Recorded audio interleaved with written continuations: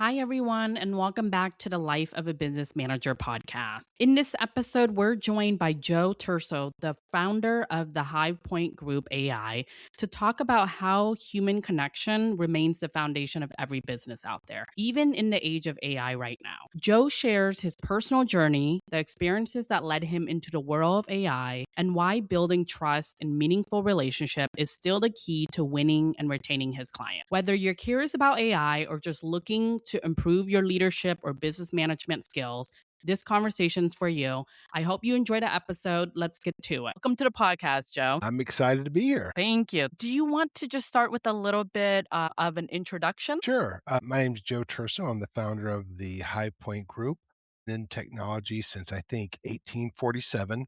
I'm pretty old.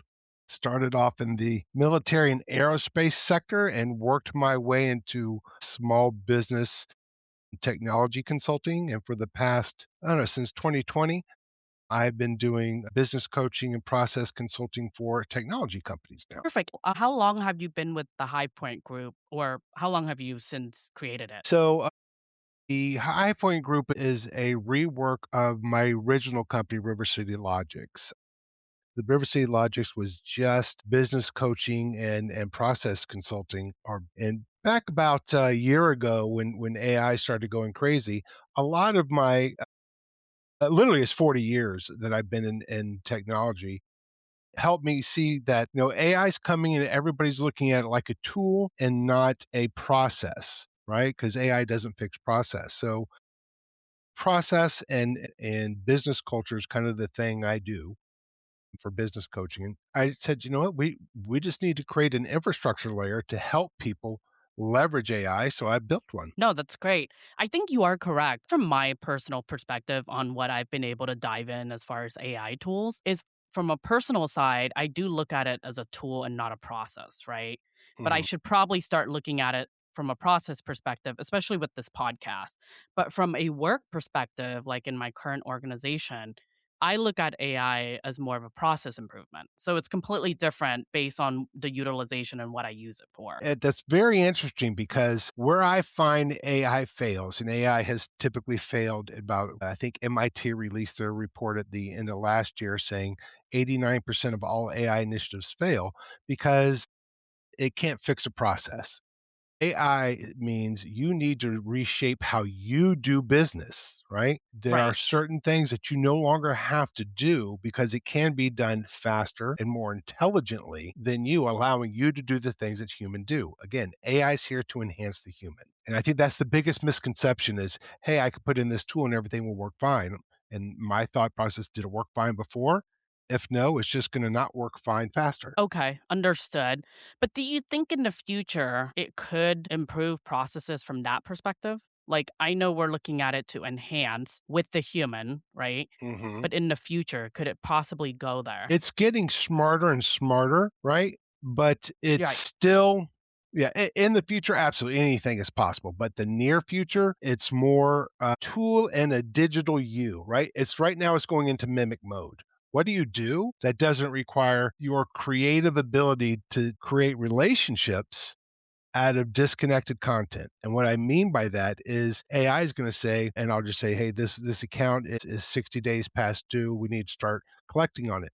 But you're going to put that together with this person's in the hospital and sick. I know about this. I don't want to bug them, right? So there's Sure, sure. context that AI cannot connect that humans do, and that's Okay. relationships, The human relationship. the human relationship. Where I am in technology, I am AI first. Let AI do everything that a human doesn't need to do. I have it just absorbing mass amount of data and making a lot of decisions, but I'm never losing the relationship. And I teach my people to become judgment workers, right? And do you want me to dive into that real quick? Yes, can you I'm sorry, I had to think about that for a minute if we're just going through this. So when you say judgment workers, can you just give the audience a little bit of an example, especially someone that is, I think I have a mixed audience, someone that knows a lot about AI and then someone that doesn't. So let's go somewhere in between, right? Right. Well, this is absolutely that in between. So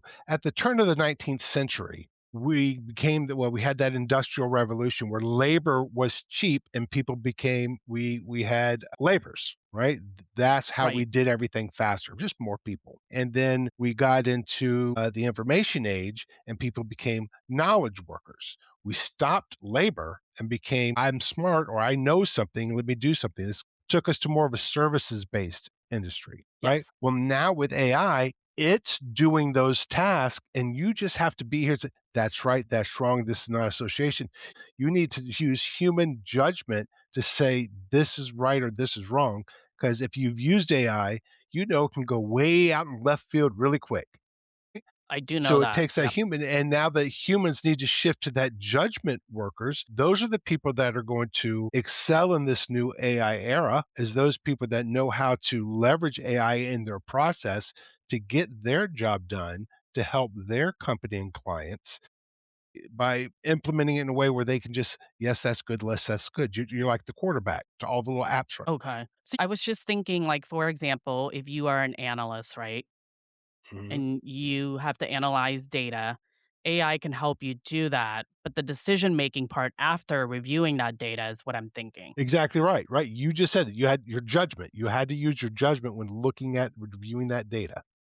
Yes. That's your experience, that's your life experiences, your personal experiences, your client experiences, all wrapped up into a single thought when you're looking at this. Okay. So then in your company, Joe, let me know if I've misspoke on this. So like the first phase of it, and then the client is able to do the judgment portion of it. So, what my platform does, it allows you to connect all of your business applications to over 100 AI models and centralize that around you securely. So, everything that you deal with, you can just talk to AI and say, hey, I need to know the labor load of gross margins for this client. And it knows where's to go get it, comes back, say, hey, give me a dashboard of all these things so I can review it, and it just goes and does this stuff. So it's being able to integrate that and keep in your context, and the context is a digital you, safe and secure. Never training tools. Okay. So for example, like if I work as a business manager, right, and I'm looking to purchase a high dollar capital equipment, but I need an ROI in order to make that decision. Is that one example that it could be used for? Absolutely. So Okay. what you would do is like, hey, let's look at what we've done historically.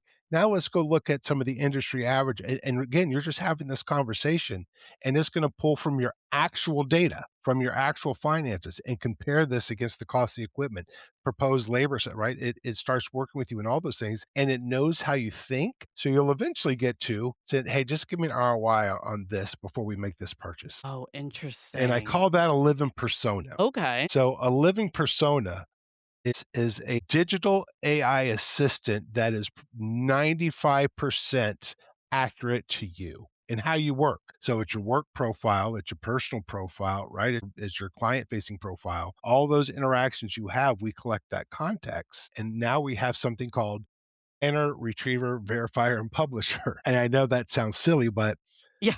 somebody, you're out of office, right?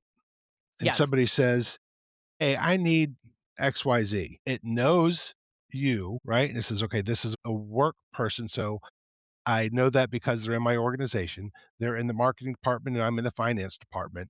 This is the projects that we normally work on together. So I plan where I'm going to go get the data. Then I retrieve, I go get all the data associated with that question, and then I verify. Is this going to answer their question? If so, right, it can do its checks and balance back and forth. And if it has a 95%, what do you call that? 95 is a digital you, and it says, I have a 95% assurance that this is what you would say, and then it sends it, right? So it publishes it. So you could be out of office and still work like you're in the office. But that's only done touching and monitoring everything that you do and work, like your OneDrive or your Dropbox or your Gmail or your M365, right? It connects everything. Interesting. I'm just thinking from my perspective because, we have to do ROIs all the time. in regards to like capital investments and all of that. And I think the amount of time it takes us to do it, I don't know if there's an opportunity to improve our ROI, but also it's hard for us to project. And part of it is because data is always moving. And on top of that, labor cost is so expensive here in California that it makes it the ROI sometimes, isn't as profitable as it should be, especially when it comes to like healthcare insurance, such as Medicare and all of that. So it makes a difficult decision, especially when we're trying to purchase capital equipment, that's all. I was just thinking in a simple-minded as I am, as far as, like, what I do on a daily basis and what type of projects that I help manage. It's very interesting, though, that can be done where it gathers all of your information, kind of like you have a profile, that's what I'm kind of understanding. Exactly right. That is exactly right. You have a work profile, a personal profile. Like I have my consulting profile. Like I have all my processes, and when I talk to it knows my emails, it knows how I document. So when I say, "Hey, I need you to write an email to this person," and I'll say, let's say, use my conversational tone because it may be a client, but I have a deep relationship with them, so I'm more my personal self. So it knows the difference between the two. But let me go back to your example when you're talking about ROI. Everything you use to calculate an ROI is a formula or a methodology, correct? Yes. Take all those standards and guidelines, put them into a singular place, and let AI ingest it. And now you have a knowledge domain where it can use all those formulas as long as you tell it what you want. Hey, I need an ROI, and it knows, hey, okay, if she's going to do an ROI, here, every pieces of every formula, every documentation, every standard, every compliance that she needs to do, and all the different data places that it should go, and it'll go grab those things for. That's how it helps you, right? And then now you're talking about knowledge domains, and this is all verticals. This is again, I'm consulting technology companies, so I took my decades of experience, all my processes, all my SOPs, all my policies, right, and I all my playbooks. I just had my system ingest it, and now when a client that is in my industry asks a question, that knowledge domain will answer, and it'll be like they're talking to me. Hey, I need some KPIs for this role. Oh, here's the standard KPIs, and since you have ConnectWise, here's how you would go get them. And like, do you want a dashboard? Right? Right. That's a living persona. They didn't have to ask me, but I answered. No, that's very interesting, and I'm also thinking time saving. Yeah, Because the amount of time that I put in to doing ROIs or working within the finance team and trying to get it all together, it's very time consuming. It could save so much time and I can work on other projects, right? From a productivity perspective. correct. Or you do judgment work on more projects, right? Yes. So it Yes. doesn't replace the human, it gives you capacity. Yes, that's correct. Capacity is probably the correct word because then I have the time and the space to take it all in and be able to make these decisions without spending the time doing, I wouldn't even say monotonous work, but it's kind of like back end work, right? Mhm, right. But it could also give you better work-life balance. Yes, yes, exactly. And since we're talking about work life balance, Joe, let's go to the next question. Sorry, I know I babble. You got that one in. So, what is the biggest misconception that business managers or managers have when they first consider adopting an AI platform? That it's secure. Okay. Can you go a little bit further with that? So it'll go back to why I built this platform.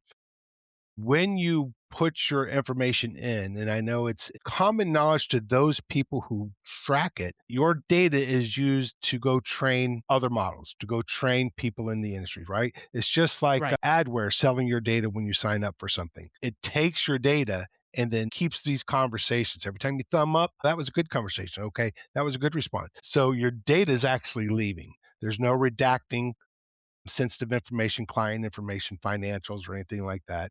There's no redacting your IP if you're using it. So AI is natively unsecured. Okay.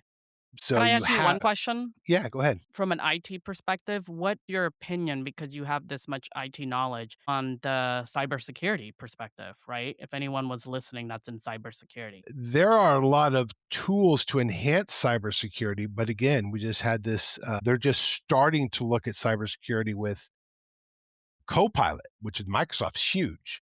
Yes, Yes. I mean, again, that's a big risk. Your data getting out, right?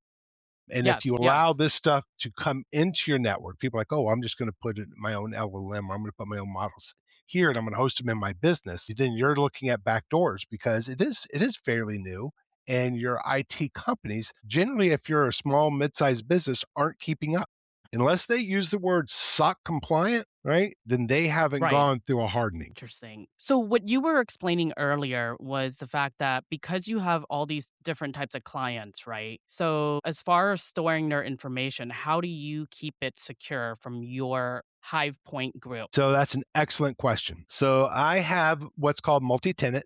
So just like you sign up for Microsoft 365 or Google, you have your own information, but you share a big infrastructure. So Okay. that's secured by isolation.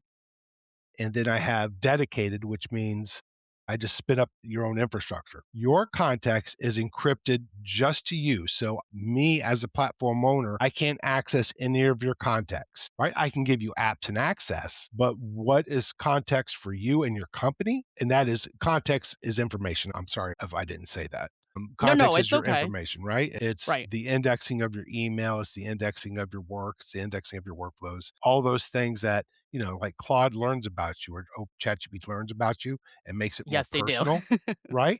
It makes a context. So that context is stored specifically to you, and other members of your company can't access it unless you're in a group project. So, say you, Jack and Jill are all in a project, then that group has context that all of you would share, and you could pull from your context and that context, but not other people's, right? So I have this project, and now this project has information, and I can call back on that. Hey, we worked on this one project. Yep, here it is. So have an on-prem solution. So if you just literally want it physically in your office, again, it's just the context engine that's going to be there, which is your data. Interesting. All these thoughts are going in my head just right. I mean, when you have this infrastructure, and I always like to explain it because I deal with nerds, like take all of your files and applications that you use every day. I mean, everything from Word to QuickBooks to whatever, think of them as network plugs. And then you think of AI.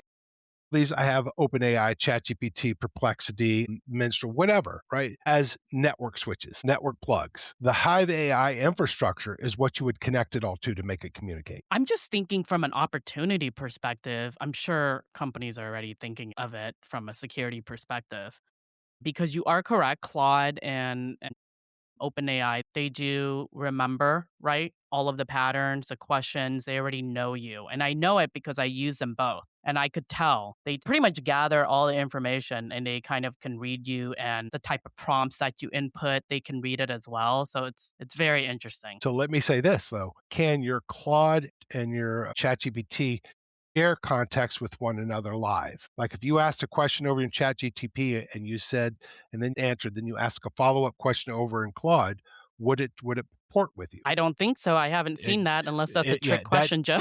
nope, it is a trick question because the answer is no. But that's the platform I give people. You could ask a question and it goes to Google Gemini, and then you ask another question. It could be ChatGPT that answers, and this could be in the same chat or a different chat. Hey, I talked about something a year ago. Yep, here it is. You Okay. don't have to train anything because, as you know, models come and go. Providers are coming Yes. up all over the place. So Yep. you don't want to be tied to an AI model, right? That's like vendor lock, Yes. Oh, and I know a lot about that. So we won't go right? there.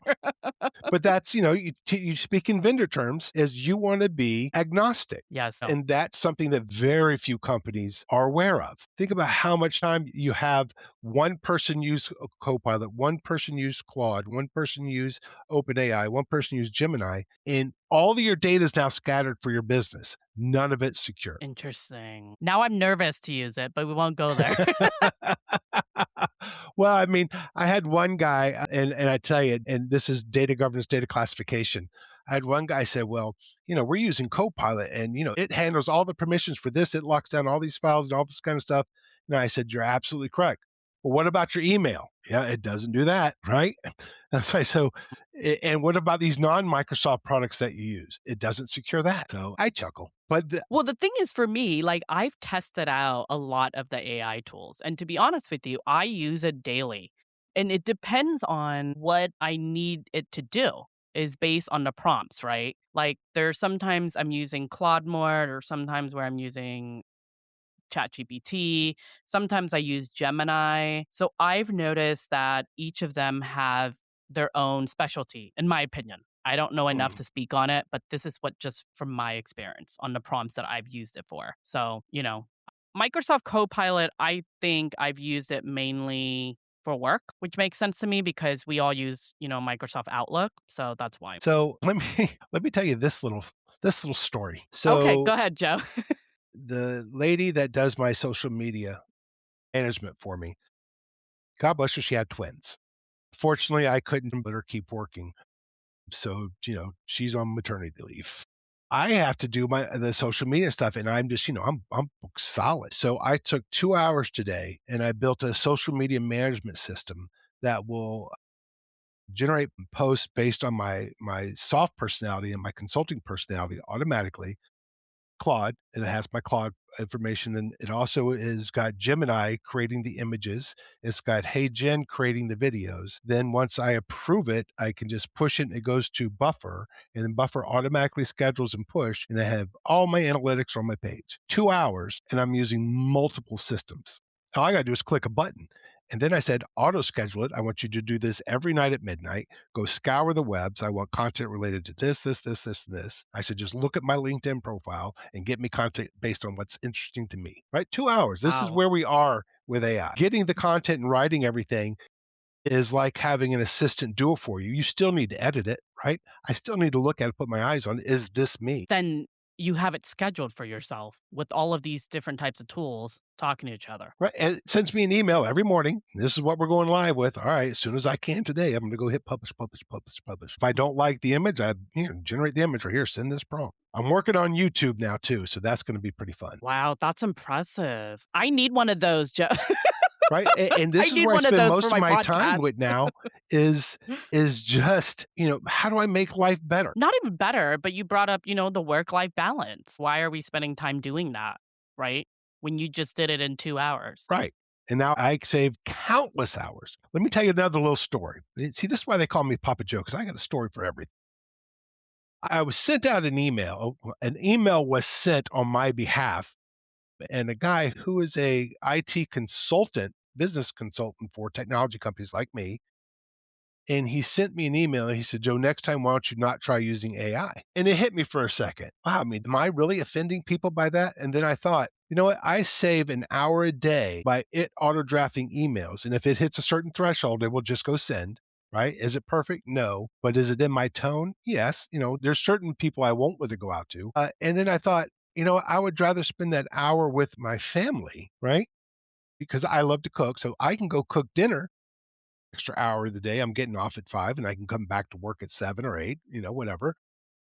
But it gave me an hour back in my life. Why would I feel bad? And as a technologist, why wouldn't you want that to I mean, I would want it to happen, and I think I'm sure everyone else listening would want it to happen too. I'm not that clever to create that. I actually did try to do that in the back end, but I didn't connect all the AI tools. So what I did was I'm trying to do social media of this podcast, right? happen? Of Life of a Business Manager. And so I'm the one doing it myself. And I would love for someone to do it for me so I don't have to do it because it's not my favorite part of this whole podcast ordeal. I actually enjoy just the podcasting and the writing of it. But the social media aspect of it, it's beyond time consuming. I try to do it myself, but I did it through Claude, right? And then I did it through Gemini, and then I added together, and that was how I was able to come up with the post. But I'm doing it manually. Right? Why? And then this is where I say, now you have these two engines. You need to plug them together. That's my switch, right? That's where Oh, you plug okay. them into me, and where I have this one app where I say, it gives me a drop down of the articles that I'm using or some information that it found, and I say, okay, I want to talk about this one, and I want to use this voice, and then it just goes generate and does this post. So it's pulling all these together and using that same persona information for me. It's using that same profile. This is the era we live in, and this is where most business managers don't understand the power of AI. It's not a singular tool. It is, I need to rethink how I do my job. I need to rethink roles and responsibilities. When I do an AI readiness assessment, it's not about, hey, what kind of thing can I sell you? It's about, what is your vision for how your business should deliver? What is that deliverable? What's the objective?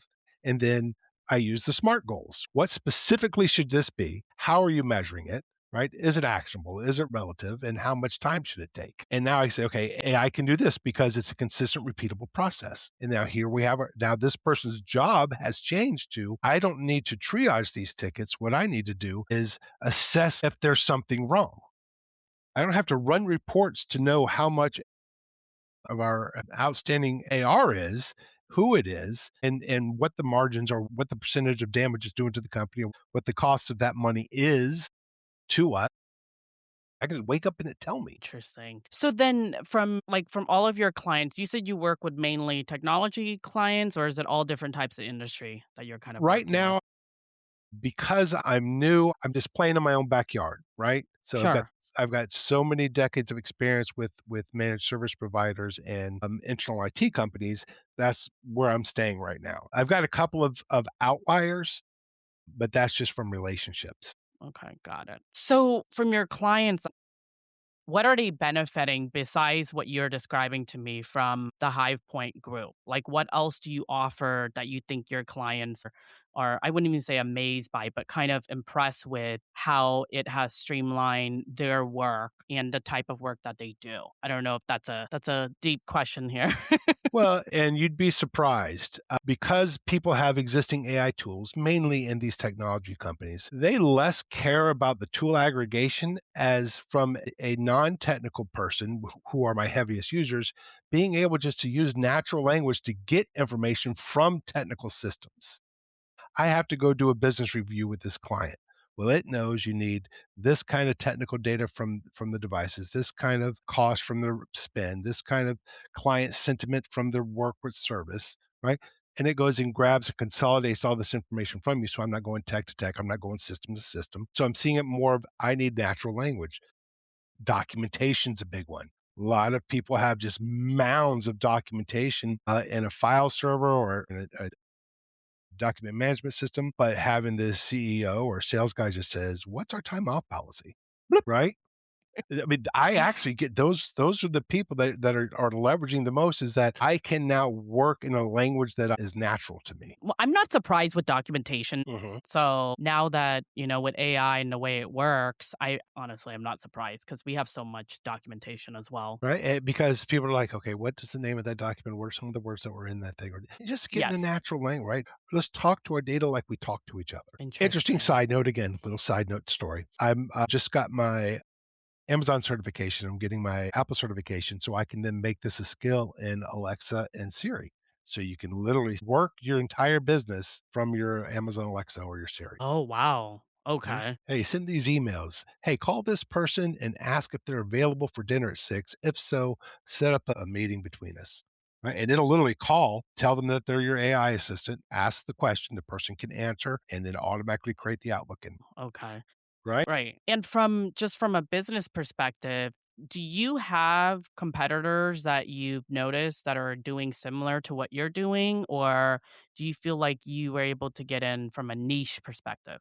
So I'm ahead of the game, but in line with MIT's predictions, with Forbes predictions, and where I see enterprise moving, right? Enterprise always moves in a direction faster than the small, mid-sized business. What my passion life is leveling the playing field. My target client are small businesses because those are the people that just need the guidance. Yes. Let's help them, be competitive in these higher wage times, lower margin times, more competitive times. No, that makes sense. And I'm all supporting small businesses, honestly, Mhm. because the enterprise level, we can't even go there with the Right? enterprise level. Data structure is much harder at the enterprise level. I like to work with people to say, okay, how are you doing business now? Let's see how we can improve it manually. Because if you can't do it manually, AI ain't going to help you. You said a very interesting thing. So if you can't do it manually, AI can't help you. So what would be an example of that? So you have two employees. Their goal is to deliver the same result. One person does it one way, one person does it the other way. Both have a result, but they are different. So what I'll say is you call your IT and say, "Hey, I can't print." And one person takes 5 minutes to fix it, and the other person comes on site and moves you to a different printer, does something, then comes back and then puts you back on your printer, right? So they both Okay. got there, One did it one way, one did it the next. I can't repeat that. What was the determining factor of why you couldn't print? So if you had a methodology, here are the troubleshooting steps to go based on the history of this company or that printer or this user. Here are all the things that have gone wrong. So if I can now document it where it goes step one, step two, step three, step four. And the goal of good documentation is take somebody who doesn't know the job and have them do it. Once you have that, now you can slap AI on it and it'll do it fast, right? It'll be, Right. oh my gosh, this just happened yesterday. I'm working with a client and I saw a young lady post, hey, client wants to do this with their printer. They say it needs to be done on site. And I took 2 seconds. I asked AI, how do you do this on this printer? Here's a video. Here's 4 steps to go do it. And so instead of us sending somebody on site to go do this, take time, I reached out and said, well, if they're comfortable following these 4 steps or watching this video, they can do it themselves to have it done in 2 minutes, right? It's why aren't we using AI like this? Think about yeah. I mean, as soon as I think, well, I don't know that, or I wonder if there's a better way. I'm asking. It's because you have the entire world right beside you. Yeah, I mean, AI can do everything I've asked AI, it's done it. So at least I mean, at least the ones I've I done. mean, there are specialties, and you can create skill cards, and you can create relationships and stuff like that. But the neat thing I found out is AI can have short and long term memory. Okay. Can you provide an example of that? Because what I've been doing is I actually save my AI prompts. Yeah, and that's where a lot of people started was prompt engineering, right?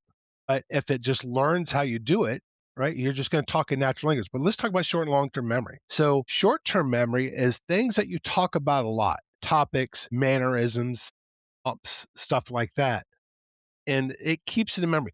Those things that say, I'm not using this for the past year, I haven't used it for the past 6 months, it's going to store those in long term memory. So it doesn't forget them, but it's just stored away where it says, if I can't find it over here, let me go look over here. That way it keeps what you talk about the most in the fastest possible place. And so I've actually just added that to my platform as well. And I cannot believe how much faster this stuff is. Because when I do a search, I want to know, I don't want to have limitations. I want it to go through. If I wrote something back in 2008, I want it to use it as a reference, Yes, of course. right? And AI doesn't Right. do that now. It does with me, Oh, right? interesting.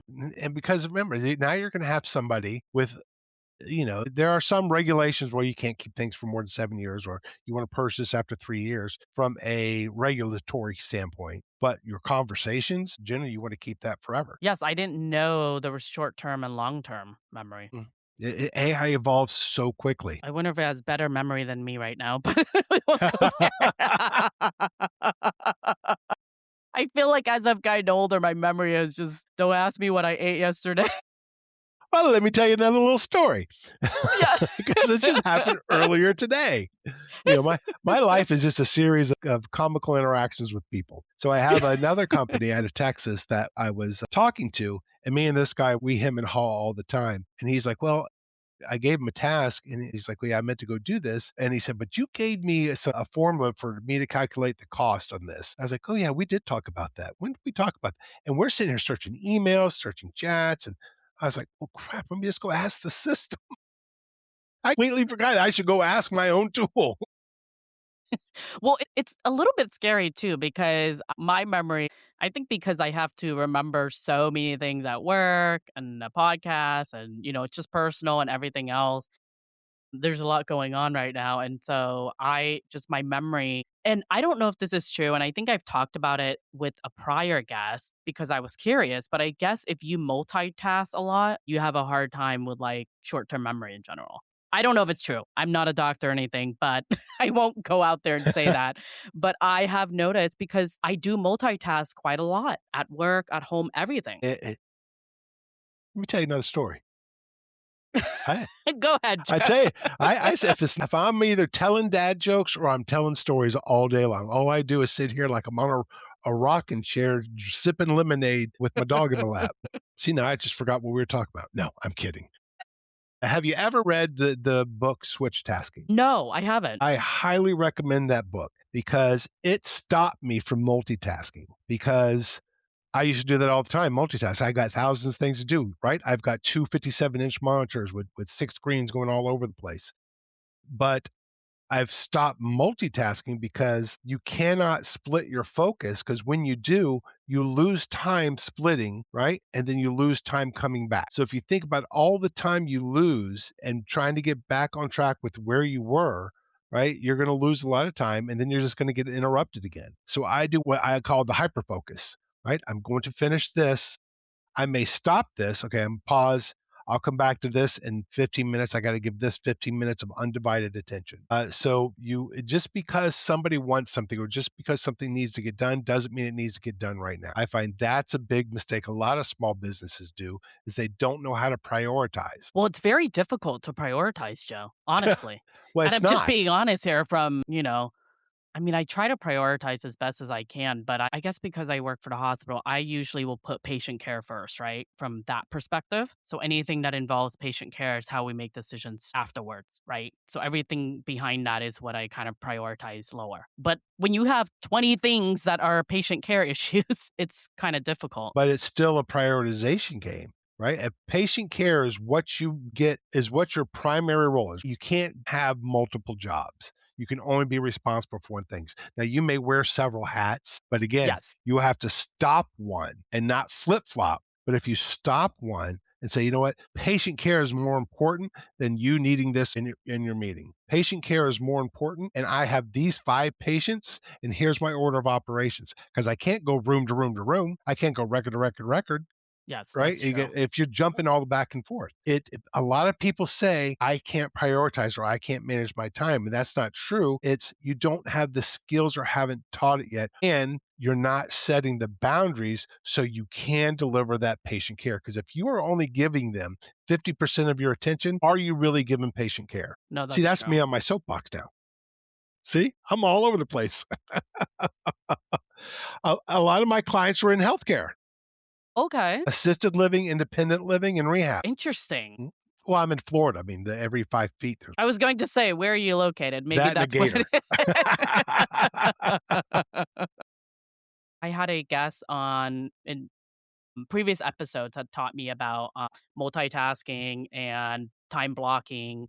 And I have gotten better with time blocking as far as like, getting into like blocking 25 minutes where I work on something, just one thing. And that's helped a lot, actually, the time blocking. But, everything's a work in progress. So, Well, I tell you what I've trained my people and all of my clients is you do 2 things: start a day discipline and end a day discipline. You start your day looking at what you have to do and says, "Do I have all the time, all the information, all the skills to be successful in getting everything that's on my calendar done?" And if that answer is no, you have to make a judgment call, right? You have to say, "This can't happen." And you have to take in consideration, new stuff's going to come in. Why? Because every day that you've been working there, new priorities have come in. yes. So if you plan for that, that's the mistake a lot of people don't know. They don't plan for it. So, but you know what's going to happen. So you have to give yourself that buffer. So I'm going to ask a dumb question here, but how do you plan for that? So I'm going to say I'll export about a year's worth of data and Okay. run it through an analysis. And I'll say, right, how many 15-minute items are there? How many 30-minute items are there based for this person, this person, this person? How many tickets have come in? How many tickets do we close? Right? How many meetings do we have? And you're able to really get granular analysis on here's historically what has happened, right? If you do time tracking, I know I get an average of 122 emails a day, Monday through Friday, right? So I know of those, 10% are going to be just immediately things I don't want to know about. So you can run analysis on historical information and then become predictive. Guess who can help with that? AI. That's right. AI can. Yes. AI, right? It can do this PhD level reasoning and analysis and say, here, based on your work for the past year, right? Here's my time card. Here's what I've done. Here's all the meetings. Look at my calendar. This is what I've done. And what do you think is going to happen on an average daily basis? Like, give me a heat map. Mondays between 8 and 12, you're usually in more meetings. Fridays are a little between 2 and 6 or slower, whatever. It can give you a heat map on when to expect the most load and when to expect the least load. So those things you need to work on, you can adjust when you're going to put them on your calendar. Heat maps, So full on analysis, pretty much. 100%. That's what AI is good at, I need AI to go through my calendar. right? Yeah, exactly. I do use my calendar at work a lot. I try to block time, and especially if I'm working on like a special project or anything that's high priority, I do block time for it. For some reason, my Fridays are so busy. I have not had a slow Friday at all lately. So that's been a difficult, kind of hard to manage because, the whole week is busy and then your Friday's even busier. I don't know why, but But see, those are that maybe, constant trend analysis. Hey, we're noticing a pickup. You look at that heat map, and if everything's red, right, what you're doing is you're preventing labor from being hired to augment your workload. yes, That is that that's healthy? exactly true. No, not healthy at all. And this is where, again, I go back to work life balance. If I can show mathematically that you are overworking people, I can also predict labor. And that's one of the key things that I do in technologies. I'm into predictive analysis. What question is that client going to ask when I walk the door? How soon is this going to fail? What will this person want to do next week? Because I'll look at this heat map. This person's going to want 30 hours of work. I've got 50 hours of work. Will he want overtime? See, that's the judgment I have to ask because I know what his schedule will be. Like just this week, we had two people on vacation. I was like, 2 weeks ago, we said, okay, I know that we're probably going to get a 10% overage. We'll probably be 10% under our goal for the week. And I don't want you guys to stress out about it. We are 12% under the goals and they still stress out about it. I'm like, but we knew it and it's okay. Our clients know it. Like we were able to get ahead of it. Yes, with the predictive analysis. Of course. That makes sense. You can do that with your time. You can do that with your money. I mean, you can do that with almost anything. What do you mean money? That's right, bank statements. All it is detailed analysis. This is how you live your life. I mean, we're really going all over the place, but it all comes back to having somebody smart help you analyze the data so you can make decisions. That's AI. Yes, I completely agree. And right now, I'm just thinking how I could be more productive in all sorts of ways, honestly. Mhm, right? Because people got to do more with less these days, Yes. Oh, yes, that is so right? true, Joe. Yeah. But if we're not leveraging the tools and the technology to again reclaim that life, not just get more capacity, right? It's Right. now let me reclaim my life. Because if they're having you do 5 jobs, well, I hope you're getting 5 salaries. I don't think we're getting 5 salaries. Then you get the tools. Joe. Here's another little thing. One of my favorite mantras is your success is my responsibility. I use that a lot when I'm teaching managers that when they work with their team, that team's success is that manager's responsibility or that owner's responsibility. Because if the team left, there'd be no company. If the owner or the manager left, everything would still work. So, what does that tell you about you? Right. So, but I've come to change that to where your success is our responsibility because now it's just as much on you to say, I need this to be successful. I need these tools. I need to get rid of this workload. Now we're talking about automation opportunities. Now we're talking about AI solutions. Now we're talking about work augmentation. If you aren't part of your own success, then you're going to be waiting there for a good manager or a good leader or a good CEO to say, you know what? I don't want my people to feel like this. So if the team is not there, then what is the manager there for, right? It would Mhm. still I always think about that too. Like, you're not anywhere without your team, in my opinion. 100%. You work Yeah. for them. Like when I'm inside working inside of a company, my client is not the people we service.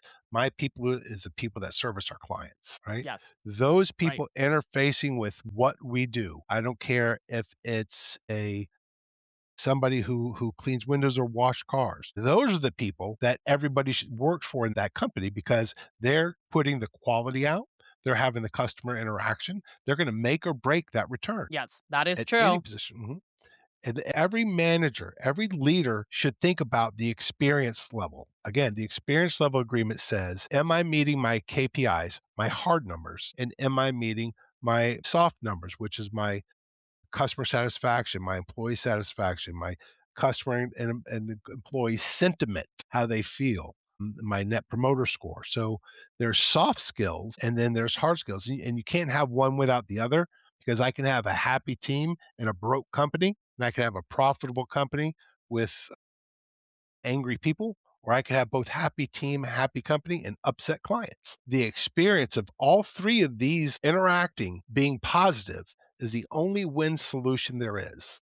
And I call it, that's the experience level. I think that's a great example because sometimes we don't think about that. And I can't speak for anyone listening, but I think we miss out on the experience. Because people always say the customer is always right or the customer comes first. That's not true. I won't value my customer over my employees because my employee is my company. Yes, exactly. And you have to keep your employees happy too. Right. But your employees have a result to deliver. And then this goes back to results. If you do poor patient care, right, the result Yep. can be catastrophic.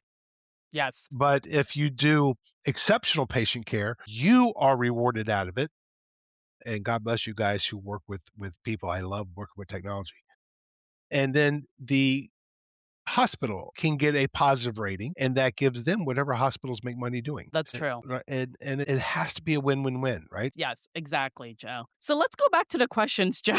I'm so so, sorry. no, it's okay. This has been great. And trust me, it's completely fine. This has been an interesting conversation. I've learned so much already. Let's go back to the question. So, was there a specific moment or experience in your role that made you start questioning if this was the right path for you? So let me tell you a little story. Okay. I was I was deployed in the Quick Reactionary Force as soon as the original Gulf War kicked off. 'Cause I was deployed with the 79th Rangers out of Fort Stewart, Georgia. I was over there. One night in the middle of the night, I got a call that a forward unit could not communicate and that I needed to get out there and make sure like fix their problem. And during that experience, I realized it wasn't just about me putting in a radio. It wasn't about me fixing their portable satellite. It was about me keeping them connected in a hostile situation that was literally life and death. And that hit me with it's not about the job, it's about the experience. It was not about me putting in that satellite, it was about me helping that team. So it got me to connect to the human aspect of what I do. And since then, it was people should not question the quality of what I do. So I always go out there, are you happy? Did I help you help your customer? Not did I help you send an email? Were you able to get payroll out? Were you able to print these invoices? It's not, are you able to print? It's, you were trying to achieve this goal. Did I help you do that? And it happened way back when. And that's when I knew that my calling was to be of service. Well, and that's a great question to ask because I don't think that direct question is asked often. Like, did I help you? That's pretty direct as far as did I provide the service that you paid for? Right. And not just that, it's not about did I provide it? Did you value it? Right? Because it's again, it's about the value. If you will pay something you value, So then, Joe, what advice do you have for listeners? And mind you, we do have listeners from all over the world, and I think from all different types of roles as well. But what advice do you have for listeners looking to go into the same career path as you? be curious, right? Be Right? curious, be authentic you. Don't try to be somebody you're not because it's your personality. It's who you are. It's your sum of experiences that will make the experience you have with other people matter. And just be constantly curious. Just because someone says this is how it should be, not really. It can be something different. That's how we make advances in our life. Yes, I agree with you. I always say just be yourself. Right? Nothing about my industry is really, you don't have to be a technologist to be in technology. You can learn those skills, but what you can't really learn is the desire to help and be humble and be authentic. Yes, that's a great advice. I agree. So then, what have you learned about yourself that you didn't know before? I'm going to say two things. I absolutely hate coding. Oh, interesting. That I I'm actually hate shocked about coding. that. I have not hated working in IT more than starting up a company. So, can you elaborate a little bit why you don't like coding, especially from someone from IT? Because I've spent my career with business processes, with education, with mentoring and guiding companies through technology. I've worked in legal, medical. I mean, I've had all these clients, and to sit down in one place and type on a keyboard for hours. Even though I work remote and I'm on the phone anyway, I can just stand up and walk around. To be tied to a keyboard is not my bag, right? I cannot wait to hire an outsourced development team. Are you looking to do that? Well, yeah, because for me, I like doing stuff like this, like being on podcasts. I love writing articles. I like meeting owners and helping them improve their business. I want to be where the people are, right? Little Mermaid? Yeah, the human connection. That's me. I am AI first, but human always. So, right, that's my strong point. And one of the other things I really realized about myself is determination. I'm very goal oriented, and I didn't realize how much I enjoy hitting milestones and goals with this because, well, I'm sure you understand this is a very complex field. Yes. And a lot of things I didn't know coming into this. And being able to learn and say, okay, I have to have this done by here. Sometimes I would work 20 hours a day, sleep for 4 hours, go back work 20 hours a day. And then, oh, look at this. Now I've got something and I've just regained 7 hours a week back in my life. Let me add that to the platform. So I'm just doing things that I think make my life easier now. I'm down to a couple hours a day of actual work, right? And the rest of the time I'm doing marketing or I'm doing coaching or doing podcast, stuff like that. I think that's great. I mean, being goal oriented, in my opinion, I think takes a lot of discipline, right? It does. And again, I'll think that back to my military days is it was always mission first, no matter what, this has to happen. But I'll go back to another book, The Oz Principle I read really back in the 90s when I was in aerospace. And it's about company interdependencies. Your output is somebody's input. You have to hand it to them in a way they can accept it and be successful, and they have to take it from you in a way that you have to achieve success. And that every piece of the organization has to work like that, and you are dependent on those other people for your success, as well as they are dependent on you for their success. Goes back to your success is my responsibility. But it's a great book based on the Wizard of Oz. But in there, they have a little phrase: see it, do it, own it, right? So if you Right. have a goal, you can see it, you then do it, and then you're going to own the results. Below the line is the victim status. Not enough time, right? I don't know what to go Right. do, right? It's not my job. And it's something I saw and it just registered with me because, again, I was coming out of the military and going into aerospace. And then I read that book. I love book clubs, by the way, right? It is. I mean, you want to talk about, hey, business people out there. One thing you want to do is get in book clubs about business books. I'm going to Yes, say I this. agree. It's not, some of the reading isn't fun. And Patrick Lencioni is a big example, or Jim Collins. They write well. I mean, they have excellent books. But to be able to talk to other business owners or like-minded people, say, here's how I would apply this. How do you think this could be applied in my business? And right, and you're sharing these relationships. I actually have peer groups of other people in my industry, and we openly share with each other. But because we're not threatened by knowledge, right? We know how to capitalize on Yes, that's a great sentence, by the way. You know how to capitalize on it. And I'm all in agreement with that. Like, to me, I'm here to share knowledge. it. Sharing is So, caring. Isn't that what your mom said? yeah. Love my mom, but yeah, she does say a lot of things. So, Joe, I've taken up enough of your time, but I wanted to give you an opportunity to say any last words in regards to the Hive Point Group. Anything that you haven't said that you want the audience to know about because you've explained quite a lot of it, and then that you think is useful. So if you go to my site, it's hivepointgroup.ai. I'm building a bunch of resources to help people understand AI in a more common language. I really love putting things in layman terms. I have a hard time doing it sometimes because it is a complex topic, but there's a contact form there. Reach out to me. As you can see, I love talking. I love sharing knowledge. Hey, let's just jump on a call real quick. I have process coaching and business coaching as well as an AI platform, but I'm going to say socializing, but that's not the right word. Just, hey, let's talk about 25 minutes. I do something that's called solve a problem in 15 minutes or less. Give me a problem, I'll solve it in 15 minutes or less. Let me box that in. Give me a business problem and I'll solve it in 15 minutes or less. You know what you really said that was spot on is what I was concerned about was I don't know enough of the IT language, going into this podcast. And I was a little bit nervous. I was like, Joe knows more than me, right? And you really said something important that just caught me is on your website, you have something to explain the AI language. And let me know if I misheard that, but to explain it in a way where it makes sense. Did I hear that right? Yeah, I have videos, I have some pictures and all kinds of stuff.